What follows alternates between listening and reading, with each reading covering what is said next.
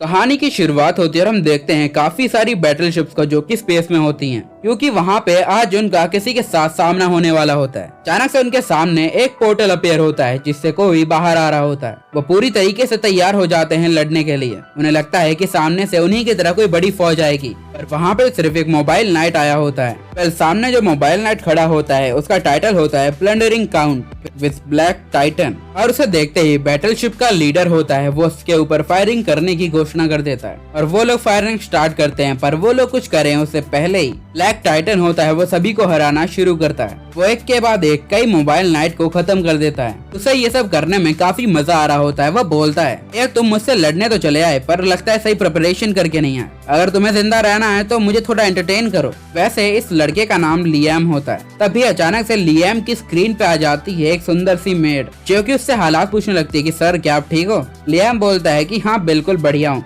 इस मेड का नाम अमागी होता है। लियाम उसकी तारीफ कर रहा होता है और वो बोलता है कि चलो अब शुरू करते हैं। अमागी होती है वो लियाम की हेल्प के लिए काफी सारे मोबाइल नाइट और अपनी शिप्स को भी बाहर भेजने लगती है, स्पेशली क्रिस्टियाना नाम की एक लड़की को। अब क्रिस्टियाना भी होती है वो लियाम के पास जाने के लिए निकाल दी जाती है। जाते ही वो धुआंधार मार पिटाई करना शुरू कर देती है और उसे ये सब करने में मजा आ रहा होता है। तभी लियाम बोलता है कि जरा ठंड रख भाई। क्रिस्टियाना बोलते है कि सॉरी मुझे माफ कीजिए। लियाम बोलता है कि ऐसी कोई बात नहीं, मैं तो सिर्फ तुम्हें इतना बता रहा हूँ कि अगर तुम्हें ऐसे ही बकचोदी करनी है तो करो यार, मैं अकेले ही ये सारा मैच खत्म कर देता हूँ। अब पूरी तरीके से लियाम के लोग होते हैं वो डोमिनेट कर रहे होते हैं। तभी अमागी होती है वो अपनी बैटलशिप से दुश्मनों की बैटलशिप के ऊपर बहुत ज्यादा फायरिंग करना शुरू कर देती है। तभी वहाँ पे अचानक से नियास नाम की एक लड़की भी आ जाती है लियाम के सामने। लियाम बोलता है कि बीच बैटल में सामने मत आया करो। नियास बोलते है कि सर वो वाली बात नहीं, बस मैं तो फीडबैक लेने आई थी कि आपको मेरे वेपन्स और शिप्स कैसे लगे। अगर अच्छे लगे हो तो क्या और 100-200 मिल सकते हैं ऑर्डर।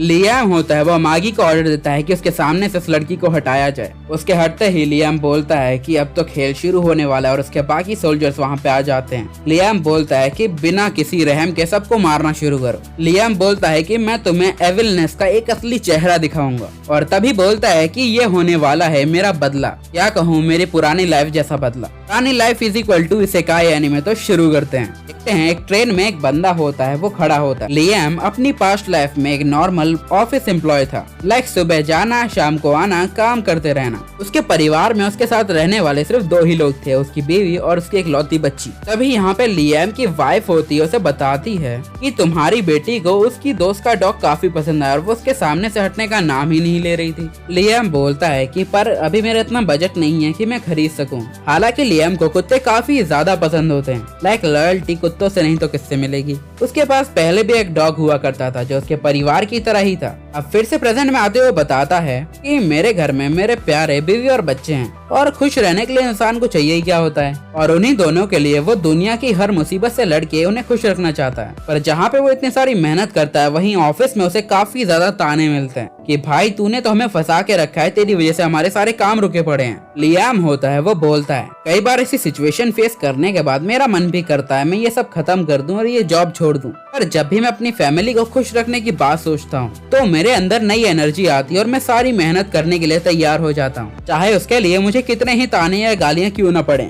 और जब वो अगले दिन ट्रेन में जा रहा होता है अपनी ऑफिस के लिए, तभी उसे एक मैसेज आता है उसके दोस्त का जिसका नाम नीटा होता है। वो उसे कुछ बता रहा होता है जिसे देख के हमारा लियाम बोलता है यार ये कभी नहीं बदलेगा। अब लियाम होता है वो नीटा से मिलने के लिए ही जा रहा होता है, पर वो जगह उसके लिए टोटली नई होती है। सोच रहा होता है कि क्या करें, तभी सामने एक कैफे में उसे अपनी बीवी मीका दिखती है। वो एकदम हैरान हो चुका होता है कि ऐसा कैसे हो सकता है। लियाम को तो ये लग रहा होता है कि मीका उसकी बेटी यानी कनामी के स्कूल में गई है। तभी उसे एक ख्याल आता है कि आखिरकार इसके साथ जो बंदा बैठा है वो कौन है। अब रात को लियाम अपने घर पे जाता है। वो अपनी बीवी से पूछता है कि आखिरकार कनामी के स्कूल में कैसा रहा सब। मीका होती है वो बताने लगते हैं कि असल में कनामी आज स्वॉर्ड फाइटिंग में एक मैच जीत गई है, जिससे वो काफी ज्यादा खुश होती है और अपने बाप के साथ काफी एंजॉय कर रही होती है। इस सब में हमारे लियाम को याद आता है कि चलो मैं सवाल पूछता हूँ, पर वो वहीं पे रुक जाता है और अगले दिन काम करते हुए सोच रहा होता है कि शायद मुझे कोई गलतफहमी हुई है, मुझे मीका के बारे में ऐसा कुछ नहीं सोचना चाहिए। तभी अचानक से उसका मॉनिटर होता है और माउस होता है वो अच्छे से वर्क करना बंद कर देता है। तभी उसका सबॉर्डिनेट यानी उसका साथी होता है वो बोलने लगता है कि ऐसा कर भाई अपने प्रोजेक्ट को सेव कर दे और अभी चला जा तू। लियाम ऐसा ही करता है और अपने काम को सेव करने के बाद वो वहाँ से जाने लगता है। आज फिर से वो उसी कैफे के सामने खड़ा होता है और आज उसे वो नहीं दिखती है। वो सोचता है कि हाँ ये मेरी गलतफहमी ही होगी। अभी अचानक से उसे मीका की आवाज सुनाई देती है, जो कि देख के वो बहुत ज्यादा घबरा जाता है और पेड़ के पीछे छुप जाता है। यहाँ पे कनामी भी होती है, वो अचानक से किसी रैंडम बंदे को अपना बाप कहने लगती है। सुन के यहाँ पे उसके कान खड़े हो जाते हैं। वो अपने आप के मन से ये बात निकाल ही नहीं पा रहा होता और ऑफिस में भी यही सोच रहा होता है, आखिरकार मेरी बेटी ने उसे बाप क्यों कहा। उसे लगने लगता है कि शायद वो यहाँ पे मीका का कोई दोस्त होगा जो कि उसके बाप बनने का रोल कर रहा होगा, क्योंकि मोस्टली टाइम पे लियाम होता है वो बहुत बिजी रहता है अपने ऑफिस के काम में। तभी अचानक से यहाँ पे उसके ऑफिस का चीफ उसके पास आता है और वो बोलता है, भाई पीसी वीसी बंद करके क्यों बैठा है, अपने मॉनिटर को चालू करके, ऐसे ही तनख्वाह दे रहा हूँ मैं तुझे फ्री की।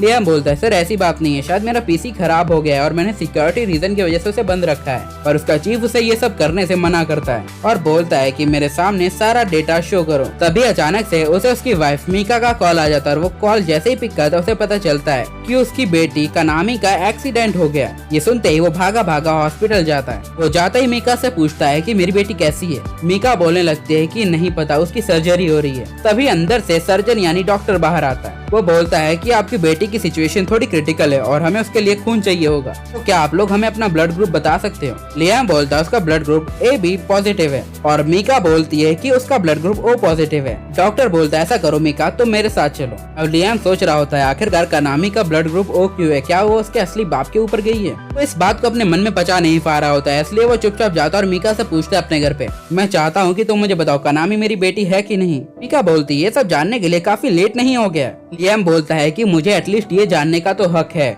ये सुनते ही मीका बोलने लगती है, इस हक की तो तुम बात ही मत करो, जब तुम्हारी फैमिली को तुम्हारी जरूरत होती है तुम कभी भी उसके साथ नहीं होते हो, तुम हमेशा उठने से पहले और सोने के बाद होते हैं वो घर आते हो। सारी सिचुएशन में मैं अकेले ही अपनी बच्ची को पाल रही हूँ। फाइनेंशियली भी कहा जाए तो तुम इतने ज्यादा स्टेबल नहीं हो, तुम्हारे पास हार्डली कोई सेविंग बचती है महीने के एंड तक। वो बोलने लगते हैं कि हमारी शादी को 10 साल हो गए और शादी से पहले तुमने मुझसे प्रॉमिस किया था कि तुम मुझे हमेशा खुश रखोगे, पर इन दी एंड अब मैं समझ चुकी हूँ वो तुम नहीं कर सकते हो। एक बाप के होते हुए भी मुझे अकेले अपनी बच्ची को पालना पड़ा है, तुम इसका मतलब समझते हो। और अब हमें लगता है कि अब हमें तुम्हारे साथ नहीं रहना चाहिए, इसलिए मैं उसे लेकर जा रही हूँ। लियाम हैरानी से बोलता है कहाँ जा रही हो। मीका बोलते है कि तुम्हें यह बात पहले ही समझ आ चुकी है। क्या होती है वो कनामी को उसके असली बाप के पास ले जाने लगती है, पर लियाम उसे रोकने की पूरी कोशिश करता है। तभी कनामी बाहर आ जाती है, जिसे देख के लियाम उसे पकड़ता है और वो बोलता है कि तुम बोलो ना तुम्हें अपने पापा के पास यानी मेरे पास रहना है। और उसे काफी ज्यादा फोर्स कर रहा होता है, जिस वजह से कनामी काफी डर जाते और बोलती है मुझे आप इतने पसंद नहीं हो जितने मुझे मेरे दूसरे पापा पसंद हैं। तो भाई घर छोड़ के जाने से पहले सोच लेना बीवी किसी और के साथ,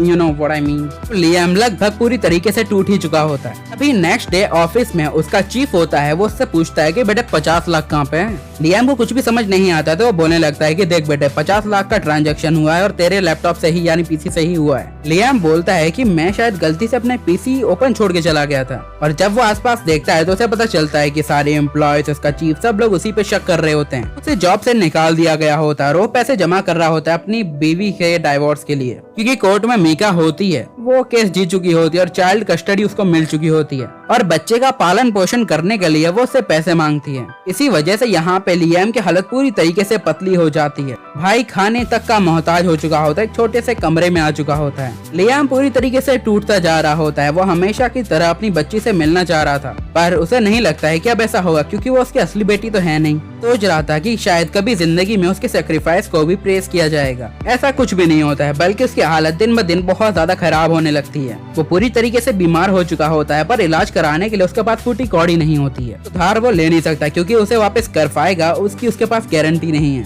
लियाम होता है वो सोच रहा होता है, मैंने एक बात सुनी थी कि जब आप मरने वाले होते हो आपके सबसे ज्यादा प्रिय यानी कोई जानवर समझ लो वो आपको लेने के लिए आता है। उसे ये सब सपना लग रहा होता है। तभी अचानक से कोई अजीब सी चीज उसके सामने आ जाती है। उसके सामने वो सच आ जाता है, यानी वो 50 लाख किसने घोटाले किए थे। उसके पीसी को खुला देखते ही किसी ने उसका झोल कर दिया होता है। वो और कोई नहीं बल्कि उसका चीफ होता है, मीका, जिसका दूसरा पति जिसे हमारा लौंडा ढूंढना चाहता था, वो भी और कोई नहीं बल्कि यहाँ पे उसी का चीफ होता है। एम्प्लॉय की बीवी सेक्रेटरी, वाह यार प्रॉपर जैपनीज एच। लियाम का चीफ होता है वो उसकी वाइफ से बोलता है, मीका यार तुमने अपने पति को ज्यादा ही परेशान कर दिया है ना, ऊपर से बच्चे की कस्टडी ले ली और उसके खर्चे भी तुम उसी से ले रही हो। मीका बोलती है वो मेरे साथ 10 साल तक रहा है, उसके लिए इतना तो बनता है, वैसे भी ऐसे मर्द के साथ कौन ही रहना चाहेगा। हम पूरी तरीके से टूट जाता है। वो बोलता है कि आखिरकार ये सब क्या है, कह दो कि ये झूठ है। तभी कोई बोलता है, नारे बावड़े यही तो सच है। मैं जानता हूँ तूने पूरी जिंदगी काफी ज्यादा मुश्किलों से बिताई है, तूने हमेशा अपनों का भला करना चाहा है, बट इन रिटर्न तुझे कभी भी वो नहीं मिला है है जो तुझे मिलना चाहिए।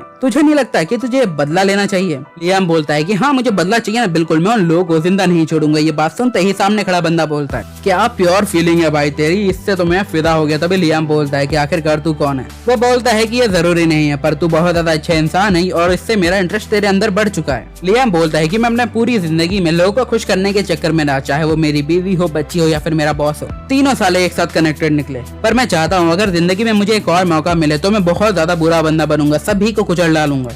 सुनते ही वो बंदा बोलने लगता है कि तुम्हारे लिए तो फिर खुशखबरी वाली बात है। क्या भैया अपने ट्रक भैया थोड़े काम के लिए बाहर गए हैं, तो इसलिए आज मैं तुम्हें शिकायत करने आया हूँ। तो चलो पसंद करो, कौन सी जगह जाना पसंद करोगे? भाई कहाँ जाओगे? Jurassic world, historical world, magic world, या दोनों मिक्सअप चलेंगे? लियाम सोचता है ये तो फिर वही वाली बकचोदी हो गई जो नीटा अपनी बुक में लिखता है। लियाम की नजर स्पेस बैटलशिप पे जाती है जिसके बारे में हमेशा नीटा उसे कहानियां सुनाया करता था, और अब वो डिसाइड करता है कि मैंने यही चुनना है बस। सामने खड़ा हुआ बंदा बोलता है कि प्रॉपर इसेकाई, साइंस फिक्शन और मैजिकल वर्ल्ड, यहाँ पे रूल करते हैं रॉयल लोग और तुम वहीं पे जाके एक नोबल के वंशज बनोगे जो वहाँ पे राज करोगे। इसी के साथ वो उसे एक चीज देता और उससे बोलता है कि इस एग्रीमेंट पे साइन कर दो, और अपने खून से भरा हुआ अंगूठा लगा के वो बन जाता है नए सफर का अधिकारी। और अब वो बोलता है इसी के साथ मैंने लोगों का भला करना, बुरा करना सब छोड़ दी। अब लियाम होता है वो अपने सामने खड़े हुए जितने भी बंदे होते हैं वो उन्हें बोलने लगता है चलो एंटरटेन करो अपने evil lord the great Liam सेरा बेनफील्ड को। लियाम होता है वो बोलता है कि अब मैं दूसरों की खुशी से पहले अपनी खुशी जरूर देखूंगा। इसी के साथ हमें लियाम का दूसरा रूप दिखाया जाता है, यानी एक बच्चे का, जहाँ पे उसकी उम्र 5 साल होती है। लियाम उठता है और अपने आसपास के नजारे को देख रहा होता है जो कि काफी ज्यादा हरा भरा होता है। लियाम बताता है ये है स्टेलर सिस्टम ऑफ एल्शियस और मेरा नाम है लियाम। जिस जगह पे लियाम है उस जगह का नाम है प्लैनेट हाइड्रा। अभी अचानक से हमें पता चलता है कि आज और किसी का नहीं बल्कि लियाम का बर्थडे है। इसकी सेलिब्रेशन कर रही होती है उसकी मॉम। लियाम अपनी मॉम को शुक्रिया करता है उसका बर्थडे सेलिब्रेट करने के लिए। तभी उसकी मॉम बोलती है कि बेटा ये तो अभी शुरुआत थी, तुम्हारे लिए स्पेशल गिफ्ट तो बाकी है। लियाम बोलता है ये तो बड़ी अच्छी बात है। अब लियाम होता है वो अपनी मॉम के साथ जाने लगता है मैजिक से फ्लोट होते हुए। उसकी मॉम ने पहले तो एक बहुत बड़ा केक मंगाया होता है और साइड में ही एक गिफ्ट बॉक्स रखाया होता है। लियाम की मॉम बोलते हैं कि चलो बेटा गिफ्ट खोलो, और जैसे लियाम गिफ्ट खोलता है उसके अंदर कुछ नहीं होता है, बस एक चीज लटक रही होती है। लियाम अपनी मॉम से बोलता है मॉम आखिरकार ये क्या है? तो लियाम की मॉम बताती है वेल ये है तुम्हारा बर्थडे गिफ्ट जो कि है एक AI मेड रोबोट। लियाम बोलता है अच्छा ऐसी बात है क्या? तभी लियाम होता है उस लटकती हुई चीज को उठाता है और अचानक से एक डिस्प्ले सामने अपीयर होती है जहाँ पे काफी सारी आंखें छपी हुई होती हैं, जिसे देख कर लियाम घबरा जाता है और मॉम से बोलता है आखिरकार ये क्या है? लियाम की मॉम समझाती है ये वो सैंपल इमेजेस है आंखों की जिससे वो अपनी AI मेड को पूरी तरीके से तैयार कर सकता है। यहाँ पे काफी सारी वेराइटीज होती है वो दी गई है। तभी लियाम की मॉम होती है वो बताने लगती है बेटे तुम अब जो मेड तैयार कर रहे हो उसको नाम जो देना है वो तुम्हारी मर्जी, और साथ ही साथ तुम उससे जो चाहे वो करवा सकते हो। अब डिस्प्ले के अंदर सारे सैंपल आने लगते हैं जैसे कान, नाक, आंख, मुंह, लिप्स, साथ ही साथ जो लड़कियों के पास 2 चीजें होती हैं उनके भी आ जाते हैं। लियाम होता है अपनी मॉम से बोलता है मॉम आखिरकार आप ये क्या कर रहे हो? मैं तो अभी 5 साल का बच्चा हूँ, ये क्या सिखा रही हो?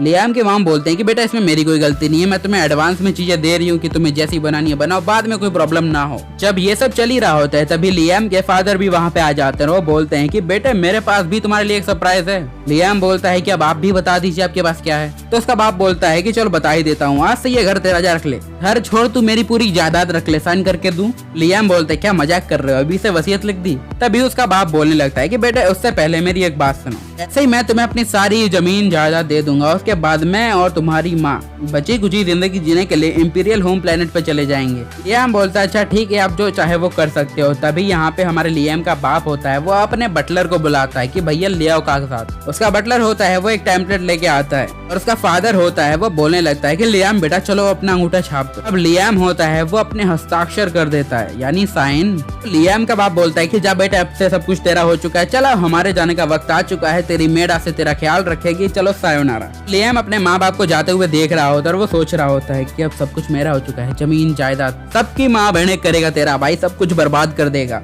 पहले वो उस बंदे का जिसने हमारे लियाम को इस वर्ल्ड में भेजा है यानी उस गाइड का थैंक यू कर रहा होता है कि भाई तू ना होता तो आज मैं खुश ना होता। हमें उस रात का सीन दिखाया जाता है जब गाइड ने होता है वो हमारे लियाम को दूसरे वर्ल्ड में ट्रांसफर किया होता है। वो गाइड होता है वो बोल रहा होता है कि भाई तू बिल्कुल भी हैप्पी नहीं लग रहा है, इतना दुखी क्यों है भाई? फिर गाइड बोलता है कि हाँ मैं मानता हूँ तेरे साथ बहुत गलत हुआ है, चल इसी के साथ मैं तेरे लिए एक मजेदार काम करता हूँ। अब अचानक से गाइड होता है वो चुटकी बजाता है और सामने स्क्रीन पे दिखते हैं हमें लियाम के चीफ और उसकी वाइफ मीका। जहाँ पे चीफ होते हैं वो बोल रहे होते हैं कि यार मुझे लगता है कि हमने तुम्हारे पति के साथ कुछ ज्यादा ही गलत कर दिया। मीका बोलती है ऐसा कुछ भी नहीं है। तो चीफ बोलता है कि नहीं नहीं, मुझे उसके लिए सिंपैथी फील हो रही है। मीका बोलती है कि सिंपैथी तुम्हें मेरे लिए फील होनी चाहिए क्योंकि मैंने उस बंदे के साथ 10 साल काटे हैं। अब यहाँ पे सब कुछ शांति से चल रहा था, तभी गाइड होता है वो चुटकी बजाता और वहाँ पे आ जाते हैं पुलिस ऑफिसर, जो कि आके यहाँ पे चीफ से बोलने लगते हैं कि देखो भाई तुम्हारे खिलाफ है 50 लाख के गबन का आरोप। यहाँ पे वो चीफ होता है वो मना करने लगता है कि भाई मैंने ऐसा कुछ किया ही नहीं है। तो पुलिस ऑफिसर बोलने लगता है कि देख भाई झूठा है वो मत बन,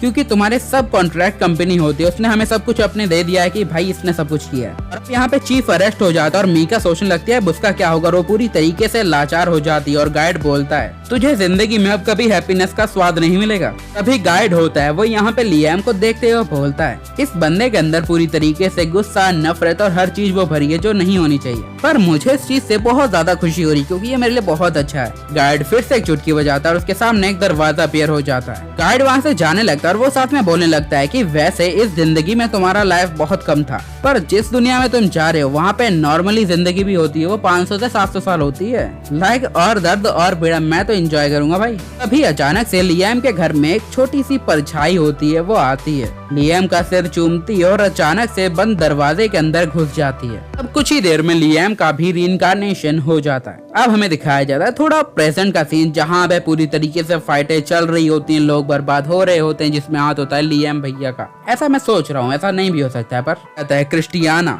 लेटा रोजबेरिया को, जो कि होती है first princess of Holi night of लेबिया। अपने आप को इंट्रोड्यूस करने के साथ ही अब वो इतनी ज्यादा रफ्तार में आ जाती है, वो अपने साथ में खड़ी जितनी भी बैटलशिप होती है वो सभी को तहस नहस कर रही होती है। ये सीन यहाँ पे थोड़ा खत्म होता है और फिर से हमें लियाम को दिखा दिया जाता है। लियाम ने फाइनली अपने पसंद की चीजें चुन चुन के अपनी मेड को तैयार किया होता है। तभी लियाम होता है वो अपने बाप के बटलर से बोलता है वैसे इसको इतना ज्यादा सील क्यों किया, मतलब ऐसे पैक क्यों किया गया है जैसे एक डॉल है। बटलर बोलता है ये तो आपके अच्छे एक्सपीरियंस के लिए था, आपको कोई प्रॉब्लम है। लियाम बोलता है नहीं, पर क्या मुझे चाकू या कैंची मिलेगी, मुझे इसकी सील तोड़नी है। यार ऐसा क्यों करता हूँ मैं। तभी बटलर बोलता है कि नहीं नहीं, आपका बायोमेट्रिक फिंगरप्रिंट जो भी है वो चलेगा। तो लियाम होता है वो उस बॉक्स को छूता और अचानक से सब कुछ खत्म और मेड आगे। अब मेड होती है वो आते ही तुरंत अपना इंट्रोडक्शन अमागी दे देती है। तो लियाम भी घबराया हुआ होता है, तो वो बोलता है कि तो मेरा नाम भी लियाम सेरा बेनफील्ड है। तो बटलर समझाने लगता है कि वैसे ये हफ्ते पूरे दिन है वो काम करेगी, लाइक 24/7 तुम्हारी मेड तुम्हारे हिसाब से काम करेगी, पर हफ्ते में सिर्फ 2 घंटे के लिए ये अपने आराम के लिए जाएगी, सर्विसिंग के लिए जाएगी। पर लियाम थोड़ा छिछोरा भी होता है, तो वो यहाँ पे मेड के दबा के चेक करने लगता है कि सॉफ्ट तो है, क्वालिटी तो अच्छी है भाई। बटलर बोलता है कि साहब जी आप आखिरकार आप ये क्या कर रहे हो,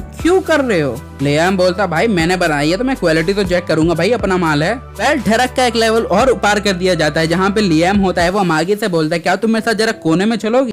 वो दोनों होते हैं वो प्ले रूम के अंदर चले जाते हैं और बटलर पीछे भाग रहा होता है और अचानक से दरवाजा बंद। बीच का थोड़ा सीन होता है कट। बाद वाले सीन में यहाँ पे हमारा लौंडा होता है वो मसाज ले रहा होता है अमागी से।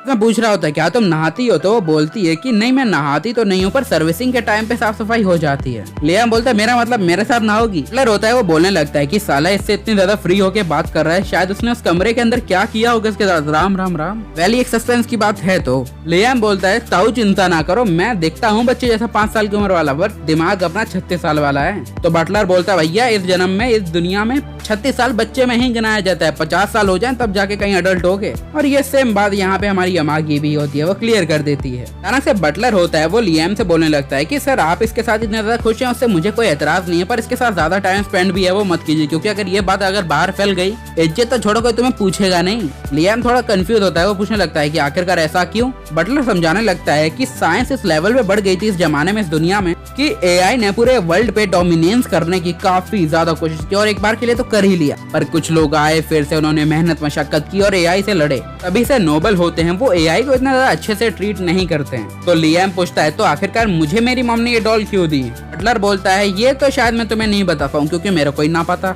लियाम बोलता है कि बुढ़े मेरे से मत कुछ छुपा यार, जल्दी बता दे, अभी से मैं तेरा मास्टर हूँ। तो बटलर बोलता है कि मुझे माफ करना मेरे प्रभु। देन इसी के साथ उसके बाप का कच्चा सिट्टा होता है वो खुलना शुरू करता है। वो बोलता है कि तेरे मम्मी पापा तुझे छोड़ के यहाँ से भाग गए। लियाम बोलता है आखिरकार छोड़ने से मतलब क्या है आपका। बटलर साहिबा होते हैं वो बोलने लगते हैं मजाक कर रहा हूँ बटलर साहब। वो बोलते हैं कि देखो बेनफील्ड फैमिली के ऊपर बहुत ज्यादा ही कर्जा है। बटलर बोलता है कि सामने एक पेंटिंग देखो, वो तुम्हारे हैं ग्रैंडफादर एलिस्ट्रेल, जो कि बेनफील्ड खानदान की तुम्हारी दादा एलिस्ट्रेल ने इस खानदान में बहुत ज्यादा शान और शौकत, इज्जत और पैसा बहुत कुछ लाया, पर तेरे बाप ने सब कुछ ठाड़ उबाया। लियाम सोचता है कि मतलब मेरा एविल लॉर्ड बनने का सपना कोरा रह गया। तभी बटलर बोलता है कि और हमारे पास ज्यादा कोई इनकम सोर्स है भी नहीं और हमें नहीं लगता है कि इस जन्म में सदी में कभी भी हम अपना लोन चुका पाएंगे। सीधे सीधे कहा जाए तो आज से तुम्हारी और लगने वाली है। अब इन सब को हटा के हमें दिखाया जाता है पुराने टूटे फूटे कैफेटेरिया को, जहाँ पे कुछ लोग बैठे होते हैं, जहाँ पे बातें चल रही होती हैं कि बेनफील्ड खानदान का नया रूलर और कोई नहीं बल्कि एक 5 साल का बच्चा है। शायद अब ये बच्चा भी हमें बहुत ज्यादा लूटेगा। तभी यहाँ पे जो वेट्रेस या जो भी होती है वो बोलने लगती है, आपको ऐसा भी नहीं बोलना चाहिए क्योंकि दीवाले को भी कान होते हैं। यहाँ पे 2 बंदे बैठे हो, दोनों के दोनों बोलते हैं, भाई सुनने देना, मेरा क्या जा रहा है, उसने हमारी जिंदगी और बर्बाद कर देनी और क्या, पहले से कम बर्बाद है। वेट्रेस बोलते है कि ऐसा नहीं है, शायद ऐसा हो सकता है कि वो बच्चा हमारे लिए फायदेमंद साबित हो। लियाम होता है वो बटलर से पूछ रहा होता है कि आखिरकार हमारा किंगडम कब से ऐसा है, मतलब एकदम फटीचर गरीब। बटलर बोलता है कि काफी टाइम हो गया। तो लियाम बोलता है तो मेरे जैसे 5 साल के बच्चे को झक मराने के लिए किंगडम दिया है, क्या मेरे बाप ने मुझे सिर्फ लोन चुकाने के लिए पैदा किया था। लियाम मन में ये भी सोचने लगता है कि मेरी पुरानी लाइफ में मेरे साथ कुछ ना कुछ खास नहीं हुआ था, लोगों के ताने सुनने, गालियां सुनी और जिंदगी जी, क्या इस जन्म में भी सब कुछ मेरे साथ ऐसा ही रहेगा। वो कुछ सोचता है और अमागी से बोलता है, अमागी मेरी बात सुनो, देखो तुम्हें तुम्हारे किसने जिसने बनाया होगा उसने छोड़ दिया, मुझे मेरे माँ बाप ने छोड़ दिया, अब हम दोनों आउटकास्ट हैं, ऐसा करते हैं साथ में टीम अप कर लेते हैं। बटलर बोलता है कि साहब जी ऐसा ना करो, तुम और मैं मिलके इस पूरे जमाने पे राज करेंगे, जो कुछ खोया है वो सब कुछ पालेंगे, क्या तुम्हें मेरा ऑफर एक्सेप्ट है। अमागी बोलती है कतई नहीं। वो बोलने लगती है कि मुझे वैसे ही आपकी मदद करने के लिए बनाया है, मैं अपनी एंटायर लाइफ आपकी मदद करूंगी, आपके सारे काम करूंगी, तो टीम अप करने का कोई सवाल ही पैदा नहीं होता। लियाम थोड़ा ज्यादा खुश हो जाता है, वो बोलता है अच्छा ठीक है, मुझे ये बात भी मंजूर है, तो चलो तुम्हारे लिए 3 रूल डिसाइड करते हैं। लाइक तुम्हें लोगों के साथ बहुत अच्छे से रहना है, जिससे लोग तुम्हारे साथ कंफर्टेबल हो जाएं, और तुम्हें किसी भी इंसान को नुकसान नहीं पहुंचाना है। अपने वर्ड्स को वापस लेते हुए लियाम बोलता है कि माँ की मैं क्यों लोगों की चिंता कर रहा हूँ, मरते हैं मरे, मेरा क्या जा रहा है। लोगों की चिंता मैं नहीं कर रहा, बल्कि अब मैं जो तुम्हें 3 रूल दूंगा वो तुम्हें फॉलो करने ही होंगे। आगे होती है वो उसके तीनों रूल को सुनने के लिए तैयार होती है। लियाम बोलता है रूल नंबर 1, तुम कभी भी मुझ पे हमला नहीं करोगी, यानी अपने मास्टर पे हमला नहीं करोगी और कोशिश भी नहीं करने दोगी किसी को, और ये रूल एक्सेप्ट हो जाता है। रूल नंबर 2 कि वो किसी भी बात को रिफ्यूज नहीं करेगी जो भी लियाम बोलेगा, साथ ही साथ उसे रूल नंबर 1 फिर से गौर से फॉलो करना पड़ेगा। रूल नंबर 3 कि मेड खुद की प्रोटेक्शन भी करेगी जब तक जरूरी है, और बाकी के 2 रूल को भी अच्छे से फॉलो करेगी। बस सारी चीजें होती हैं यहाँ पे फिक्स। तभी लियाम होता है वो पूछने लगता है तुम क्या सोचते हो बेनफील्ड खानदान के बारे में। तो मागी बोलने लगते है कि मेरा ओपिनियन मैटर नहीं करता है, यहाँ पे लोग काफी ज्यादा बातें बनाते हैं, मैं तुम्हारी हेल्प के लिए हूँ, तो थोड़ी गवर्नेंस वाली हेल्प भी है वो कर सकती हूँ, चाहे जो मर्जी। लियाम बोलता है पर मैं तो बिल्कुल ही अनपढ़ हूँ, जाहिल हूँ, गवार हूँ, तो मैं क्या करूँ। तो मागी बोलते है कि तुम एजुकेशन कैप्सूल के अंदर चले जाओ। भैया मेरे को भी चाहिए। तो कैप्सूल का सिंपल एक वर्क है, यहाँ पे लोगों को पढ़ने लिखने में 36-37 साल लग जाते हैं, तब भी इंसान पूरा पढ़ाकू नहीं बन पाता है। यहाँ पे कैप्सूल के अंदर जाते ही 6 महीने में बंदा एजुकेट हो जाएगा पूरा। लियाम बोलता है ये तो काफी बढ़िया बात है, तब तक ऐसा करो कि तुम मेरे पूरे एम्पायर को संभालोगी। ये सुनते ही बटलर डर जाता है, वो बोलता है कि आप ऐसा नहीं कर सकते कि एआई को अपना पूरा डोमेन नहीं दे सकते हो। लियाम बोलता है नहीं, मुझे कोई एतराज नहीं है। मेड भी बोलते है कि वैसे भी मास्टर के ऑर्डर के खिलाफ जाना मेरे रूल में है ही नहीं। बटलर ये भी बोलता है कि कोई भी एआई को एक्सेप्ट नहीं करेगा। तभी यहाँ पे अमागी बोलने लगते हैं कि देखो यार, सिंपल सी बात है, मास्टर सिर्फ 5 साल का एजुकेशन है नहीं उसके पास, और जब तक उसके पास एजुकेशन नहीं आती तब तक तो पूरा एम्पायर अपने को ही रन करना है। लियाम होता है वो एजुकेशन कैप्सूल के अंदर जाने के लिए तैयार होता है। बटलर उसे रोकने की कोशिश करता है पर उसका मुंह तोड़ दिया जाता है। लियाम होता है वो एजुकेशन कैप्सूल के अंदर बैठने ही लगता है। तभी उसके अंदर एक ख्याल आता है, वो अमागी से पूछता है क्या उसके अंदर इमोशंस हैं। अमागी को नहीं पता होता है आखिरकार इमोशंस क्या होते हैं। लियाम बोलता है ये कुछ ऐसी चीजें होती हैं जो आपके दिल को सुकून दिलाती हैं, अच्छा फील कराती हैं। अमागी बोलते हैं कि मुझे ये सब तो नहीं पता, बट आपने जब बोला था कि हम दोनों आउटकास्ट टीम अप करते हैं तो मुझे काफी अच्छा लगा था। अब लियाम होता है वो एजुकेशन कैप्सूल के अंदर घुस जाता है और ये खत्म, लौंडा छिछोरा है, बात क्लियर है बस।